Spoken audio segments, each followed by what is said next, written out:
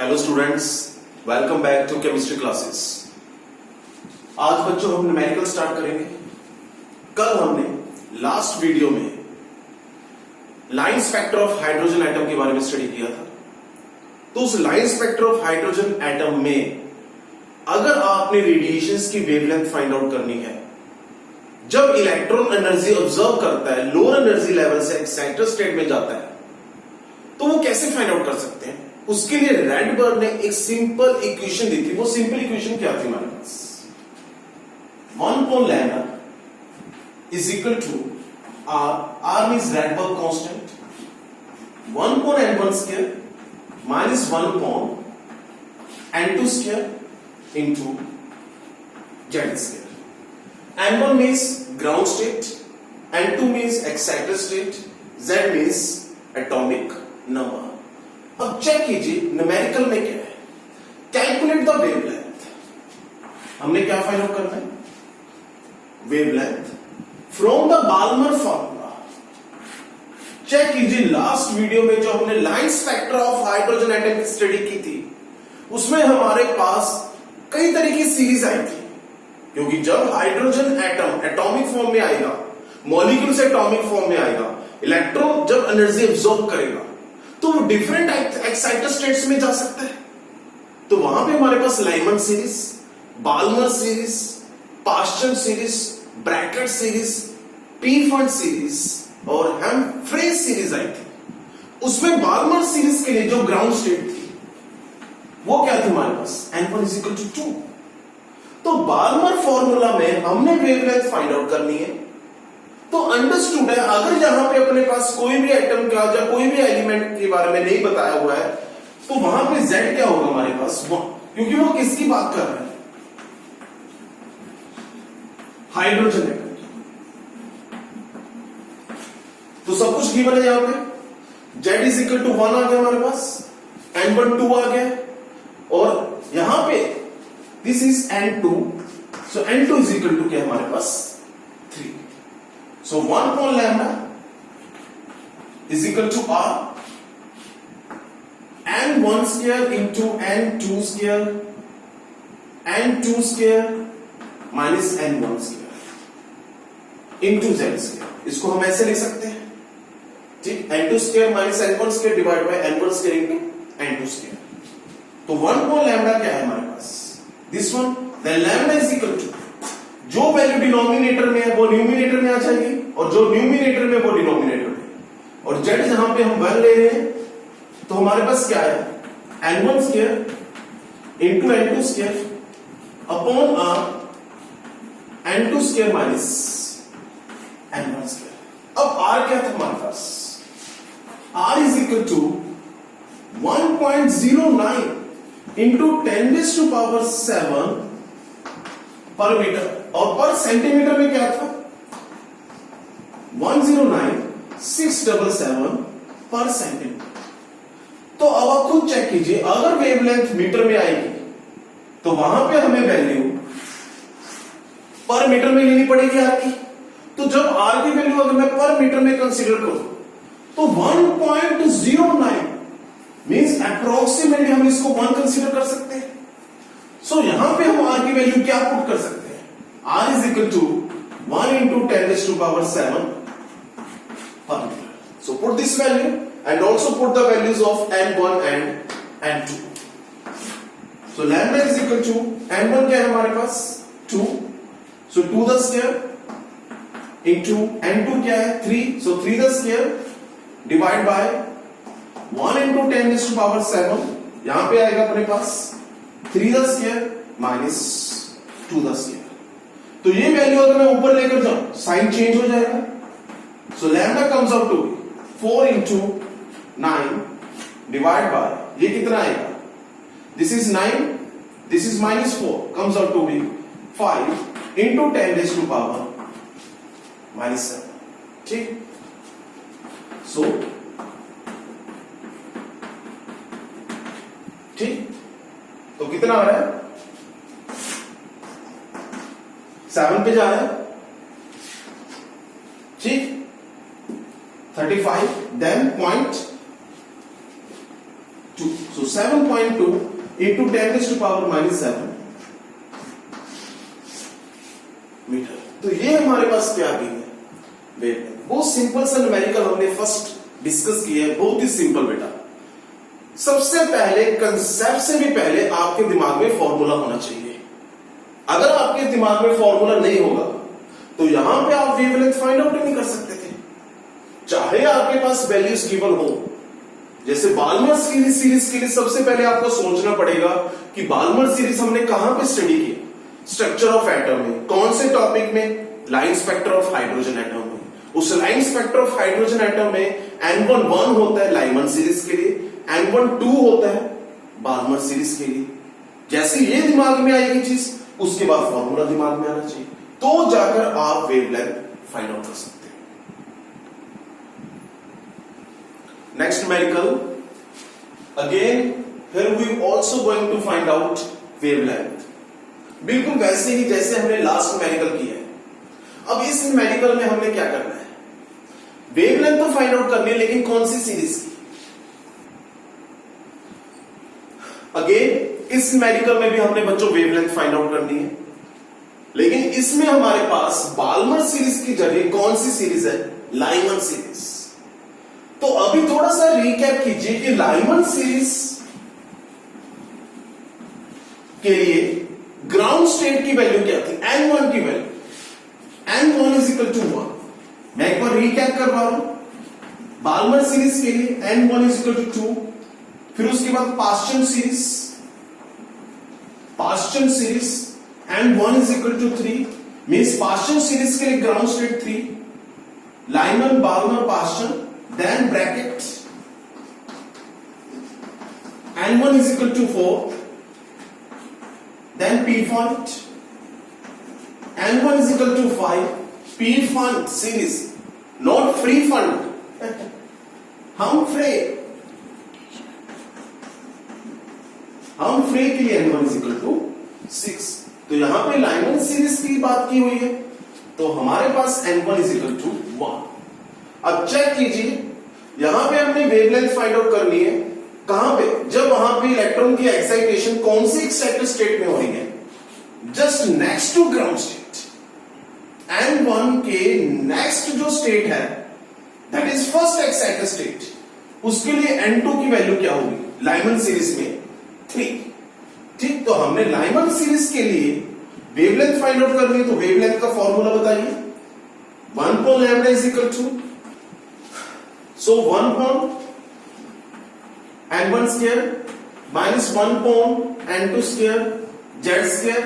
As I said earlier in the first numerical, अगर वहां पे वो किसी भी हाइड्रोजन लाइक एटम की बात नहीं कर रहा है तो अंडरस्टूड है वो हाइड्रोजन एटम की बात कर रहा है, और हाइड्रोजन एटम के लिए Z की वैल्यू क्या होती है, 1. ठीक, तो ये अपने पास क्या है, 1 upon lambda is equal to R, again N2 square minus N1 square upon N1 square, N2 square बच्चों, then Z square. So lambda comes out to be N1 square, N2 square, Z की value 1 हो गई, divide by R, N2 square minus N1 square. So this is lambda. Put the values of N1, N2 and R.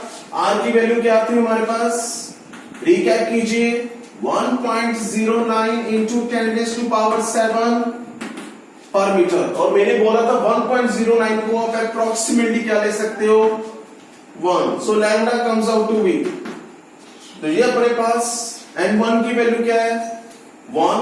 So 1 the square into N2 की value first excited state, 3 the square, R की value 10 raised to power 7 approximately, N2 square minus N1 square, 3 the square minus 1 the square. अब इसको simply solve करना है, तो ये आ गया अपने पास 9, ये आ गया अपने पास 8 into 10 raised to power 7. So 9 by 8 into 10 raised to power minus 7. ठीक है बच्चों, तो ये अप्रोक्सीमेटली क्या है, 1.1 into 10 raised to power minus 7 metre. तो आई बात समझ में, कैसे आपने वेवलेंथ फाइंड आउट करनी है. तो सबसे पहले तो आप इसको सिंपलीफाई किया करो. जब बच्चे सिंपलीफाई नहीं करते, 1 अपॉन लैम्बडा में फाइंड आउट करते हैं, फिर जैसे लैम्बडा ऊपर लेते हैं फिर वो वैल्यू डिनोमिनेटर में लेकर जाते हैं, फिर उसको सॉल्व करना थोड़ा टफ हो जाता है। तो सबसे पहले कि फॉर्मूला को ही चेंज करो। 1 अपॉन लैम्बडा का अगर ये फॉर्मूला है तो लैम्बडा का फॉर्मूला क्या होगा, n1 square n2 square divide by r into n2 square minus n1 square. तो डायरेक्टली इसी में वैल्यूज पुट करो। तो जब इसमें वैल्यूज हम पुट करेंगे, अगर आप r की वैल्यू 1.09 लोगे तो आप एग्जैक्टली हर चीज फाइंड आउट कर ही नहीं पाओगे।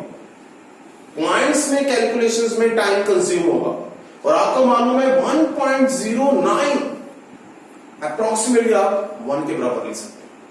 तो lambda comes out to be 1.1 into 10 to the minus 7 meter. Next numerical very very interesting and important. इतना इजी भी नहीं है। Find the ratio of frequency. जैसे मैं न्यूमेरिकल्स में बताता हूं कि सबसे पहले तो यही देखा गया है, उनको पूछा क्या हुआ है। यहां पे हमें रेशियो पूछी हुई है, किसकी, फ्रीक्वेंसी की, कॉरस्पॉन्डिंग टू थर्ड लाइन। जैसे first line, second line, third line. First line means first excited state, second line means second exciter state, third line means third excited state. In the Lyman series जो third line है वो किसके corresponding है, Lyman series of hydrogen atom. तो Lyman series में वो third line किसके बारे में बात कर रहा है, hydrogen atom, to that of first line. और फर्स्ट लाइन किसमें है, बाल्मर सीरीज। लेकिन अब उसमें हाइड्रोजन एटम नहीं है, यहां पे हाइड्रोजन एटम, लेकिन यहां पे hydrogen like atom, that is lithium 2 positive. तो कैसे करेंगे, आप एक तरफ हाइड्रोजन एटम लिखिए और दूसरी तरफ hydrogen like atom lithium 2 positive. ठीक, यहां पे Z इज इक्वल टू 1, यहां पे Z इज इक्वल टू 3, और हमने क्या रेशियो फाइंड आउट करनी है, फ्रीक्वेंसी में। फ्रीक्वेंसी क्या होती है, nu is equal to C by lambda. तो यहां पे क्या आएगा, frequency of hydrogen is equal to C by wavelength of hydrogen. अब 1 को लैम्बडा का क्या फॉर्मूला था बताइए, तो C तो ऐसे ही आएगा इंटू 1 को lambda, that is R 1 upon n1 square minus 1 upon n2 square Z square. तो पुट कीजिए वैल्यूज। हाइड्रोजन एटम के लिए वो किसकी बात कर रहे हैं, लाइमन सीरीज। तो यहां पे अपने पास n1 क्या होगा 1, अब n2 क्या होगा, उसके लिए चेक कीजिए third line. As I said earlier, first line में n2 की वैल्यू क्या हो जाती 2, सेकेंड लाइन में n2 की वैल्यू क्या हो जाती 3, लेकिन थर्ड लाइन के लिए n2 की वैल्यू क्या होगी 4। क्लियर बच्चों, थर्ड एक्साइटर स्टेट। तो पुट कीजिए, तो frequency of hydrogen is equal to RC 1 upon 1 the square minus 1 upon 4 the square, Z की वैल्यू 1 into 1 the square। तो इसको और थोड़ा सिंप्लीफाई करते हैं। So frequency of hydrogen is equal to RC 1 minus 1 upon 16। So nu H RC कितना आ गया अपने पास 15 upon 60। ठीक, अब ऐसे हमने फ्रीक्वेंसी किसकी फाइंड आउट कर लेनी है, लिथियम आयन के लिए। So nu for lithium ion is equal to RC तो कॉमन ही रहेगा, Rydberg constant and the velocity of light 1 upon n1 square minus 1 upon n2 square into Z square. अब यहां पे n1 की वैल्यू क्या होगी, तो चेक कीजिए कौन सी सीरीज की बात कर रहे हैं, बाल्मर सीरीज। तो बाल्मर सीरीज के लिए, for Balmer series n1 is equal to, अभी मैंने लास्ट मेडिकल में बताया था n1 इज इक्वल टू क्या होगा 2। इसमें कौन सी लाइन है, फर्स्ट लाइन। तो यहां पे अपने पास n2 क्या हो जाएगा फिर, first excited state. So n2 is equal to 3। So nu for lithium 2 positive कितना आ गया अपने पास 1 upon 4, मैं डायरेक्टली लिख रहा हूं बेटा 2 द स्क्वायर, यहां पे 3 the square. So here nu lithium 2 positive is equal to Rc, नीचे आएगा 36, यहां पे आएगा 5. So this is second equation. तो हमने इनकी क्या फाइंड आउट करनी है, रेशियो. तो रेशियो में frequency of hydrogen divide by frequency of lithium 2 positive. So first divide by second, first divide by second. तो क्या होगा हमारे पास, frequency of hydrogen upon frequency of lithium 2 positive is equal to Rc 15 upon 16 divide by, यहां पे हमारे पास z की value भी लिखी हमने z स्क्वायर. तो यहां पे z की वैल्यू क्या आएगी, 9. यहां पे बेटा 9 इंटू 9, ठीक. सो Rc 5 अपॉन 36 इंटू 9. सो Rc से Rc कैंसिल हो रहा है, 15 अपॉन 16, ये वैल्यू ऊपर आ जाएगी 36 upon 5 into 9.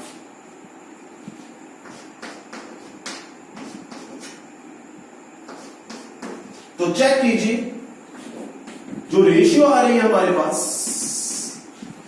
Ratio of frequency of hydrogen to the frequency of lithium which is equal to 3/4. Clear है स्टूडेंट्स. तो न्यूमेरिकल को ऐसे सिंप्लीफाई करना होता है, डरना नहीं है, भागना नहीं है. अगर मैं इसकी 4 ऑप्शंस भी दे देता तो भी आपको कंसेप्ट और लॉजिक तो लगाना ही पड़ता बेटा. बस एमसीक्यूज में थोड़ी सी स्मार्टनेस चाहिए होती है जो हार्ड वर्क से आती है. अगर आप हार्ड वर्क करोगे, रिटन प्रैक्टिस करोगे तो न्यूमेरिकल सॉल्व होंगे. और न्यूमेरिकल्स मस्ट है, चाहे वो केमिस्ट्री है चाहे बच्चों को फिजिक्स है. तो सबसे पहले तो हमने इसको कैसे सॉल्व किया है ये देखा करो कि वहां पे पहले क्या पूछा हुआ है और कौन सी वैल्यूज गिवन है. तो न्यूमेरिकल हमें सिंपल नजर आता है. अगर हम डायरेक्टली देखते तो ना होता. सो ऐसे हम नेक्स्ट न्यूमेरिकल को देखते हैं. Next numerical, find the wavelength of electron emitted when in a hydrogen atom electron falls from infinity to stationary state. जब इलेक्ट्रॉन फॉल करेगा इन्फिनिटी से स्टेशनरी स्टेट 1 पे. अब इन्फिनिटी का मीनिंग क्या है, यहां पे इन्फिनिटी का मीनिंग क्या है, लिमिटिंग वैल्यू.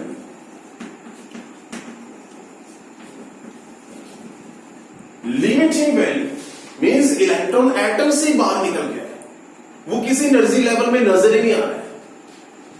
मीन जो आपके पास एक्साइटेड स्टेट है N2, वो क्या है, ना तो 1 ना 2 ना 3, वो क्या अपने पास इंफिनिटी. तो यहां पे हमने वेवलेंथ फाइंड आउट करनी.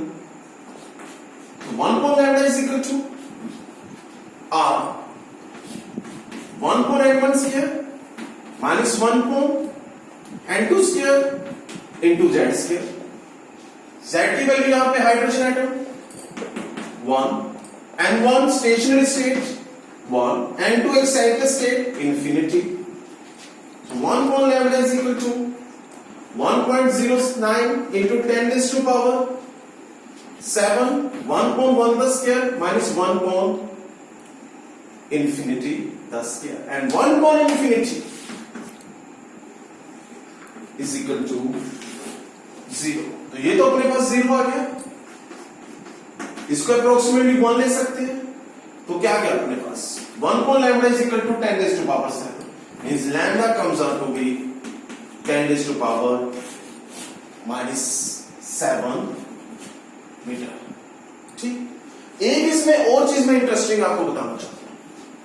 जैसे मैंने लास्ट वीडियो में बताया था कि जो एनर्जी है वो किसके इनवर्सली प्रोपोर्शनल होती है, वेवलेंथ के. जितनी ज्यादा एनर्जी गैप उतनी कम वेवलेंथ. तो वहां पे क्वेश्चन आपको ऐसे भी आ सकता था कि find the find the shortest wavelength. तो शॉर्टेस्ट वेवलेंथ का मीनिंग क्या है?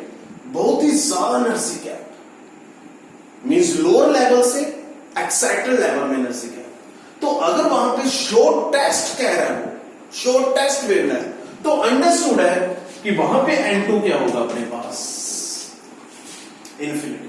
लेकिन अगर यहां पे शॉर्टेस्ट वेवलेंथ की जगह अगर क्या पूछ लेते, लॉन्गेस्ट,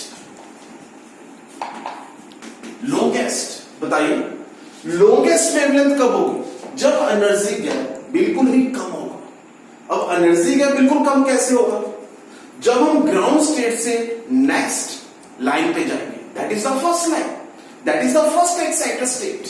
तो अगर यहां पे स्टेशनरी स्टेट वन है, अगर मैं यहां पे किसकी बात कर रहा हूं, लाइमन सीरीज की, तो लाइमन सीरीज में N1 इज इक्वल टू 1 होगा। और अगर लाइमन सीरीज के कॉरस्पॉन्डिंग में पूछ लूं आपसे लॉन्गेस्ट वेवलेंथ, तो इस केस में फिर N2 क्या होना चाहिए? That is the first excited state. तो 1 से कहां पे जाएगा? नेक्स्ट एनर्जी लेवल पे, दैट इज 2। तो very very important, shortest and longest wavelength. तो शॉर्टेस्ट वेवलेंथ के लिए हमारे पास बहुत ज्यादा एनर्जी है, N2 अप्रोचेस टू इंफिनिटी, और लॉन्गेस्ट वेवलेंथ के लिए next energy level, ground state से फर्स्ट एक्साइटेड स्टेट। तो वो आप चेक कर लेना, वहां पे वो किसके लिए पूछ रहे हैं, लाइमन सीरीज के लिए पूछ रहे हैं, तो वहां पे लॉन्गेस्ट वेवलेंथ के लिए N2 2। ऐसे अगर वो बाल्मर सीरीज के लिए पूछे, तो बाल्मर सीरीज में लॉन्गेस्ट वेवलेंथ के लिए N1 तो उसमें 2 हो जाएगा बाल्मर सीरीज में, that is the ground state. तो उसमें नेक्स्ट जो एनर्जी लेवल होगा, that is the first excited state. तो बाल्मर सीरीज के लिए N2 की वैल्यू क्या हो जाएगी? 3। तो ऐसे Balmer, then Paschen, then Brackett, Pfund, Humphreys. तो ये क्वेश्चंस बहुत ही एग्जाम्स में आते हैं, इंपॉर्टेंट है, चाहे वो सब्जेक्टिव है चाहे वो ऑब्जेक्टिव है। Shortest wavelength and longest wavelength, ठीक है।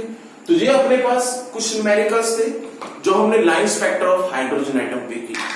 तो नेक्स्ट वीडियो में हम बोहर्स एटॉमिक मॉडल के पोस्टुलेट्स करेंगे, उसमें कुछ फॉर्मूलाज आएंगे, फिर वो पोस्टुलेट स्टडी करने के बाद, बोहर्स एटॉमिक मॉडल पढ़ने के बाद, फिर हम उस पर न्यूमेरिकल्स करेंगे। इस चैप्टर में बेटा अगर न्यूमेरिकल्स नहीं किए तो कुछ नहीं किया। तो न्यूमेरिकल्स करने जरूरी है, सो दैट आप हैबिचुअल हो जाओ, यूज्ड टू हो जाओ, क्योंकि आगे भी इन चीजों को हमने फेस करना है। So now we have time, हम इस पे वर्किंग कर सकते हैं। तो जो हमने अभी लाइन स्पेक्ट्रा पे, line spectra of hydrogen and hydrogen like atoms पे न्यूमेरिकल्स किए हैं, जिसमें हमने वेवलेंथ और फ्रीक्वेंसी फाइंड आउट किया है, तो ऐसे कुछ न्यूमेरिकल्स आप एनसीईआरटी बेस्ड कर सकते हो। ठीक है students, thank you so much.